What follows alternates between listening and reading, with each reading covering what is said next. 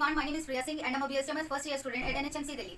हमने part 1 video में handman sir की उनके बर्थ, अर्ली लाइफ, एजुकेशन, उनकी मेडिकल प्रैक्टिस और कैसे उनकी मैरिज वगैरह के ये सारे टॉपिक्स कंप्लीट करे थे पार्ट 1 वीडियो में। आज जो सेकंड पार्ट है इसमें हम कंप्लीट करेंगे कि जब हैंडमैन सर को एलोपैथी स्टडी जो बिल्कुल अच्छी नहीं लगी, देन ही quit that system of medicine. उसके बाद वो ट्रांसलेशन करने लगे थे जस्ट फॉर अर्निंग, है ना। तो उसके बाद क्या हुआ कि होम्योपैथी कैसे उन्होंने इतना बड़ा जब सब काम वो छोड़ चुके थे तो एक नया सिस्टम ऑफ मेडिसिन कैसे लेकर आ गए वो, तो उसके पीछे का क्या स्टोरी था वो आज हम इस वीडियो में जानेंगे। तो मेन टॉपिक आज का ये होने वाला है कि डिस्कवरी ऑफ होम्योपैथी, कैसे उन्होंने डिस्कवर किया।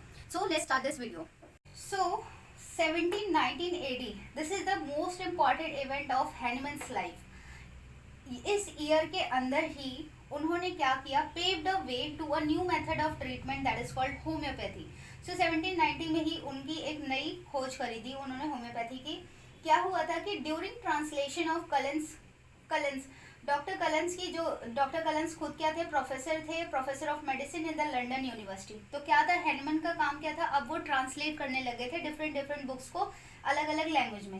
सो वो क्या कर रहे थे, एक दिन डॉक्टर कलन की ट्रिटाइज ऑन मटीरिया मेडिका, उन्होंने मटीरिया मेडिका नाम की डॉक्टर कलन ने एक बुक लिखी थी। तो वो ट्रांसलेट कर रहे थे किसमें, इंग्लिश लैंग्वेज से जर्मन लैंग्वेज में ट्रांसलेट कर रहे थे। तो क्या हुआ था कि ड्यूरिंग हिज ट्रांसलेशन क्या हुआ था कि जब वो ट्रांसलेट कर रहे थे तो उन्होंने, डॉक्टर कलन ने अराउंड 20 पेजेस क्या लिखा था उसमें, क्यूरेटिव इफेक्ट ऑन परवियन बाग या फिर सिंकोना या फिर चाइना बोले, ये तीनों एक ही बात है, परवियन बाग। तो उन्होंने 20 पेजेस लिखा था इसके क्यूरेटिव प्रॉपर्टी के बारे में, ठीक है। और इसकी में लिखा था कि ये क्या कर देता है, क्योर किसको, इंटरमिटेंट फीवर या फिर मलेरियल फीवर बोले।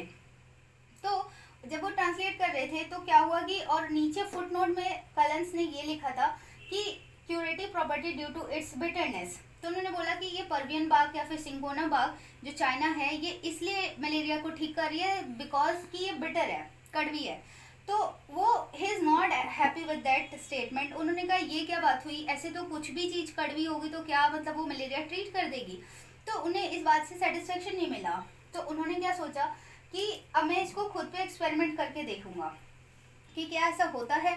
So during his experiment he took 4 grams of cinchona Bagh twice a day and attacked by malaria fever. मतलब उन्होंने ये इनटेक किया, खुद पर एक्सपेरिमेंट किया और उन्होंने देखा कि इसके लेते ही उन्हें मलेरिया फीवर आ गया, राइट।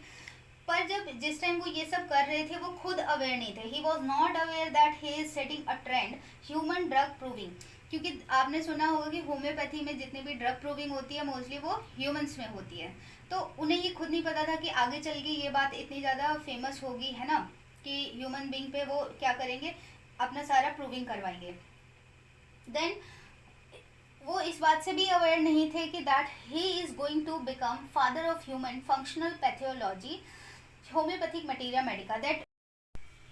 सो अब क्या हुआ कि वो एक्सपेरिमेंट उन्होंने अपने ऊपर कर लिया, मलेरिया लाइक सिम्टम्स भी आ गए, पर यार उन्हें मतलब थोड़ा अब क्या था, किसी भी कंक्लूजन पर जाने से पहले वो एक्सपेरिमेंट रिपीट करना चाहते थे। तो उन्होंने किया, अपने फ्रेंड्स और वॉलेंटियर्स पे वही एक्सपेरिमेंट किया और उन्होंने देखा कि उन सब में भी मलेरिया लाइक सिम्टम्स आने लग गए। पर अब हुआ क्या, एक्सपेरिमेंट तो अच्छा खासा कर रहे थे वो, पर ड्यू टू हिज पॉवर्टी, अब क्या था उनका मतलब उन्हें अपना फाइनेंशियल स्टेटस अच्छा नहीं था।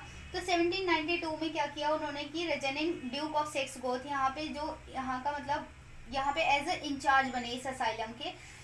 तो उन्हें ये ऑफर एक्सेप्ट करना पड़ा, वहाँ काम करने लगे। और ये कहाँ था, जॉर्जेंथिल में। यहाँ पे उन्होंने होवेरियन मिनिस्टर क्लॉकेनबर्ग को ट्रीट कर दिया, और वो भी कैसे किया, by a very mild and harmless way of treatment. ये क्या हुआ कि जो ये मिनिस्टर थे क्लॉकेनबर्ग, इन्हें एक तरीके से पागल घोषित कर दिया गया था और सारे फिजिशियन ने बोल दिया कि इनको ट्रीट नहीं किया जा सकता। बट हिस्ट्री इस बात का विटनेस देती है कि हैनिमन सर ही पहले पर्सन थे जिन्होंने हमें ये सिखाया कि जो इंसेन होते हैं उन्हें कोई भी पनिशेबल मतलब पनिश करने की जगह उन्हें हम अच्छे से मॉरल ट्रीटमेंट दे के भी ठीक कर सकते हैं। सो अब क्या हुआ कि ये हैनमन की फेट, वो क्या हुआ कि एक जगह टिकने वाले थे नहीं, वो काम तो कर रहे थे ये सब जस्ट फॉर फाइनेंस, अपनी अच्छी वो चलाने के लिए, बट वो हैप्पी नहीं थे इस चीज़ से, तो वो एक प्लेस पे रुकने वाले नहीं थे। फिर क्या हुआ, अभी ये सब काम उन्होंने जॉर्जेंथिल में किया। नाउ जॉर्जेंथिल से वो मूव कहाँ कर गए, वॉशनबेन, फिर पैरामाउंट, फिर ब्रंशविक, और फिर क्या हुआ, in year 1795 migrated to Konigslutter and remain till 1799। मतलब वो ये सब जगह मतलब हर जगह ट्रैवल कर करके गए, उनका कहीं भी मन नहीं लगा यहाँ पे, और देन उनको अपना और एक्सपेरिमेंट आगे एक्सटेंड करना था। एट लास्ट वो यहाँ पे आके कुछ सालों के लिए रुके, अप्रॉक्सीमेटली 4 साल, मतलब 1795 से लेकर 1799 तक वो रुके। अब क्या हुआ कि हैनमन सर अभी उन्होंने जो एक्सपेरिमेंट पहले किया था अब उनको उसमें इंटरेस्ट आने लग गया, तो अब काफ़ी सारे मेडिसिनल ऐसे सब्सटेंस थे जिन्हें वो बार बार एक्सपेरिमेंट करने लगे, और उन्होंने काफ़ी रिपीटेड किया इन्होंने ये एक्सपेरिमेंट, और देखा कि जो भी मेडिसिन वो डाल रहे हैं, जो किसी बीमारी को वो मेडिसिन ठीक कर सकती है, वही दवाई वो एक मतलब खाने के बाद वही सिम्टम्स प्रोड्यूस कर दे रही है। तो ये बहुत रिपीटेड चेन करी उन्होंने, बहुत ही एग्जॉस्टिव एक्सपेरिमेंट था। करने के बाद उन्होंने फाइनल कंक्लूजन क्या दे दिया, दैट मेडिसिन क्योर डिसीजेस। एक मेडिसिन डिजीज को इसलिए ठीक कर रही है because they can produce similar symptoms in the healthy humans. वो इसलिए ठीक कर रही है क्योंकि वही सिम्टम्स वो हेल्दी ह्यूमन में प्रोड्यूस कर दे रही है, और यही बना basic law of homeopathy, law of similia जो हम बोलते हैं, ठीक है। तो फिर क्या हुआ, इन द ईयर 1796 में आफ्टर सीरीज ऑफ एक्सपेरिमेंट 1796 में उन्होंने काफ़ी ज़्यादा एक्सपेरिमेंट के बाद publish his first essay on homeopathy. पहले ऐसे लिखा, वैसे क्या था, an essay on a new principle for ascertaining the curative power of drugs and some examinations of previous principles. ये पूरा उन्होंने ऐसे दिया, और ये ऐसे कहाँ दिया था, पब्लिश किया था हुफलैंड्स के जर्नल में। जैसे पहले जनरल्स आते थे उसके अंदर उन्होंने वो ऐसे लिखा, ठीक है। तो ये हुफलैंड्स कौन थे, इनके बेस्ट फ्रेंड थे, पर पता चला कि बाद में जो इनके दोस्त थे वो दोस्त नहीं रहे, लाइक उनको इसकी डिस्कवरी के लिए उन्होंने काफ़ी ज़्यादा क्रिटिसाइज किया कि हैनमन को तो काफ़ी लोग पहले से कर रहे थे, अब दोस्त भी करने लग गया था। बट वो रुके नहीं, वो एक्सपेरिमेंट अपना काफ़ी अच्छा करते रहे।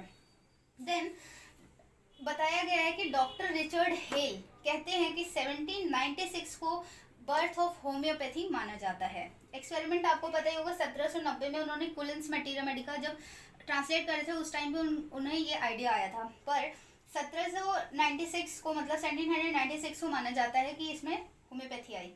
अब देखो आर्य डजेन ने क्या कमेंट किया कि हैनमन का जो एक्सपेरिमेंट था सिंकोना बाग वाला, वो इस तरीके से था जैसे कि न्यूटन के लिए फॉलिंग एप्पल था, गैलीलियो के लिए वो स्विंगिंग लैम्प था, किसमें, बाप्टिस्ट्री।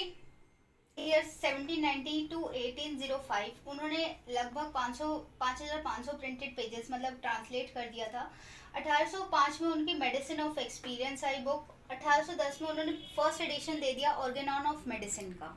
हैनमन को तो वैसे ट्रांसलेटर बोला जाता था, पर इस बुक ऑर्गेनॉन ऑफ मेडिसिन जैसे ही पब्लिश हुई उससे उनकी पूरी लाइफ चेंज हो गई। इस बुक के अंदर क्लियरली उन्होंने मेंशन किया था होम्योपैथिक सिस्टम ऑफ मेडिसिन के बारे में और bad effects of suppressive methods like allopathy.